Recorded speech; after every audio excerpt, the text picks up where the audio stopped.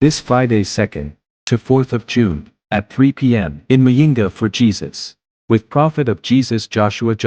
God has sent the prophet to arise you in this crusade and speak into your life. Just believe distance is not barrier. We will be live in all platforms, Facebook and YouTube. Prophet of Jesus Joshua.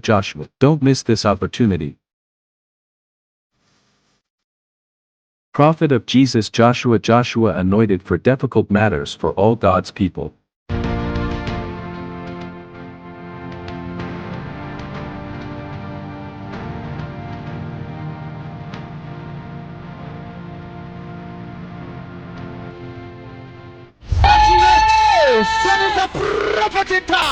Mimi naitwa Justin. I'm called Justin. Naishi katika kambi ya Gasogwe, province ya Muyinga. Musikie sasa maajabu yenye alitendeka après le 7-7 kwa zone diplomatique. Na hindo something that took place after the crusade.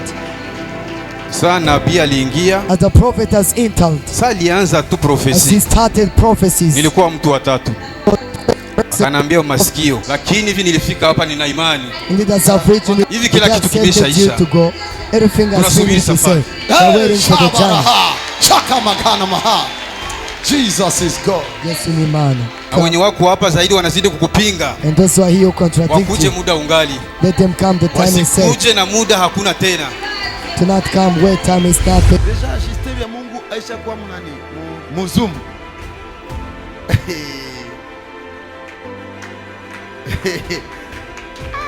Ini misimike gusa. This short time. Freshere za hivi. Bwana asifiwe. Praise Jesus. Amen, amen. Mumefika. Have you reached? Umefika salama kabisa. Safari ilikuwa ndefu lakini Mungu amesaidia.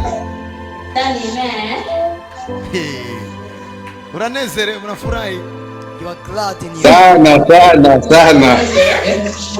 Mumefika Amerika. You've reached to America. Hiyo tumefika salama kabisa. Watoto ni wazima, sisi wote ni wazima. Mungira ngo wagiye ku mufumu w'abafumu. I told him you went to consult a witch doctor more than others.